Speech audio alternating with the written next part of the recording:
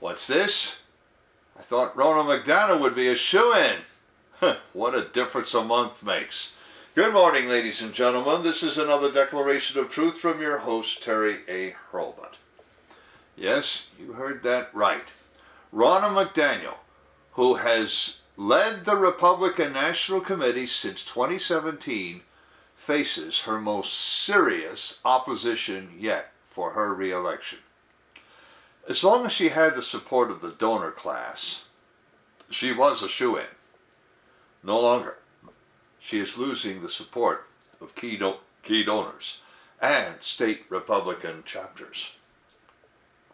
Before I describe her seeming downhill course and tell you why she deserves it, I do want to shout out to the prime sponsor of this channel, which is Conservative News and Views. Link in the description. And be sure to check out the awesome CNAV Store. Scroll down near the bottom for that link. Lots of great merchandise there, especially this t-shirt that I have chosen for today, which reads, "Freedom isn't free." One more thing. If you like what you're about to hear, you can like this video. You can also click the bell icon to get a notice every time I come up with a new one. In fact, do you see the new icon, that heart shape with the US dollar sign in it? That's the super thanks icon. If you really want to keep these videos coming, click on that and leave me a tip. Any currency will do, so long as it's legal tender. And now, what has been happening to Ronna McDaniel? On Wednesday, January 11th, the Trafalgar group announced results of a poll of Republican voters on her candidacy. Actually, Trafalgar ran a head-to-head matchup between McDaniel and her strongest challenger, Harmeet Dillon. Dillon won that matchup 86% to 14%. Moreover, this lopsided margin held in both genders and across all demographics. Don't just take my word for it. I've left a link to the poll report in the description. The report will also give you a complete demographic breakdown of participation and also show you why the demos didn't make any difference. Nobody seems to like her. 168 RNC members will vote on the chairmanship election during their winter meeting of January 25th through 27th. The 7th in 2023. McDaniel's campaign manager insists that Ronna McDaniel has the votes, but she won't say how many members support her this time. Voters are also fed up with the RNC itself. 2/3 of Republican voters blame the House Republican Conference and the RNC for the breaking of the red wave last November. I have a link in the description to a typical tweet.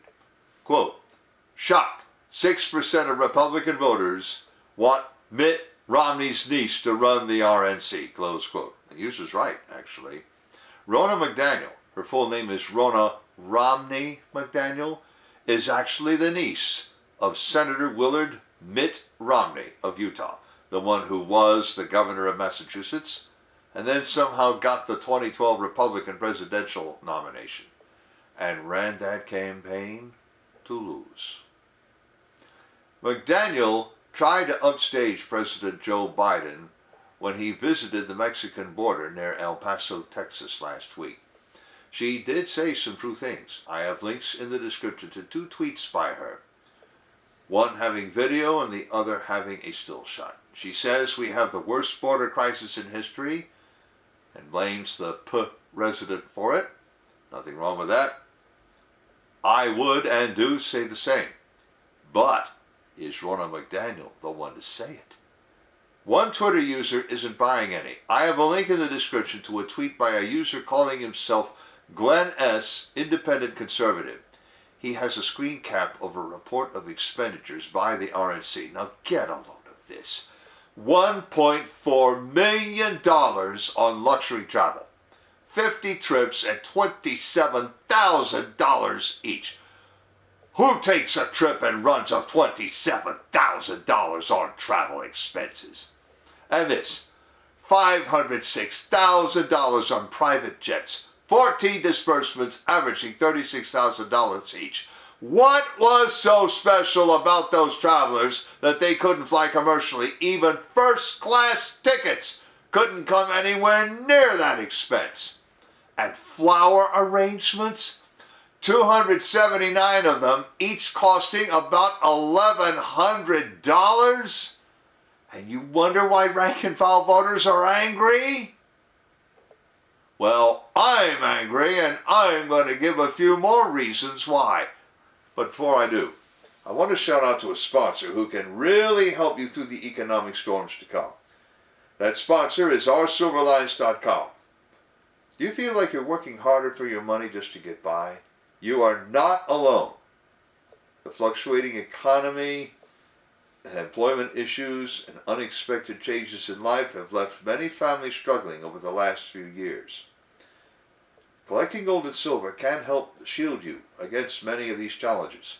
But if you're like me many years ago, you don't know where or how to start. Our Silver Lines helps by connecting you with thousands of members who are learning the secrets to creating and protecting true wealth by collecting precious metals. Now, whether you just want to collect rare and unique coins or take advantage of the business opportunities this company provides, either way, they can help you learn to live an exceptional life. Visit oursilverlines.com to learn how you can build a legacy for your future. Now, WorldNet Daily reported many other similarly negative sentiments. I won't repeat them here. Nothing especially NSFW about them, but it would take too long. I want to talk about something important, by which I mean, after Alec Baldwin, put those flowers down, Ronna. Put those flowers down. $1,100 flower arrangements are for closers only, and you don't seem to know how to close. I'll get to that. Harmy Dillon is not McDaniel's only challenger. Mike Lindell of My Pillow fame is also in the running. He claims McDaniel is down to 70 to 75 votes. She needs 85. And at least 2 states, Alabama and Texas, have come out against her. You know, it's funny. Last month, The Hill was reporting that Ronna McDaniel actually had the 85 votes. But that was before the Alabama and Texas resolutions passed earlier this month. Now the donors are starting to turn against her. Just the news reported that Benny Marcus, co-founder of the Home Depot, was now endorsing Harmy Dillon. Also last week, more than 24 Republican donors endorsed Dillon in a letter to RNC members. The message in both these letters, that joint letter and the one by Mr. Marcus, and those state resolutions, is the same. The party cannot continue on its present path, and it needs new leadership. In other words, it's not working out. And you know what that means. And I agree. As others have pointed out, the Republicans lost the House of Representatives for 2 crucial terms. They barely got it back, and only because several candidates in California and New York campaigned on their own.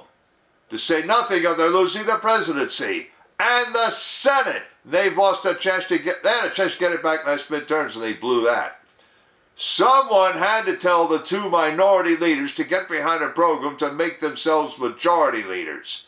That someone was Ronna McDaniel, and she didn't do it. Next week, the Republican National Committee will have the opportunity to rectify 5 years of mistakes. Upon their choice will likely depend whether the Republican Party even has a future. Link in the description to the article, to the Trafalgar poll, to the tweet saying that only 6% of voters want McDaniel around, to the 2 tweets by McDaniel at the border, to the tweet in Rebuttal reminding everybody what the RNC spends its money on, to my Declarations of Truth Twitter account, and to Conservative News and Views. I've also left links to the awesome CNAV Store and to oursilverlines.com, as I also mentioned. You know already about how to like a video, turn on notifications, and leave a tip. On the end screen, I'm going to leave a subscribe link to my channel and links to at least one video about what went wrong at midterms, and a video of Alec Baldwin delivering a motivational speech that is not exactly typical. This is Terry A. Hurlbut delivering another declaration of truth and reminding you to let the truth set you free.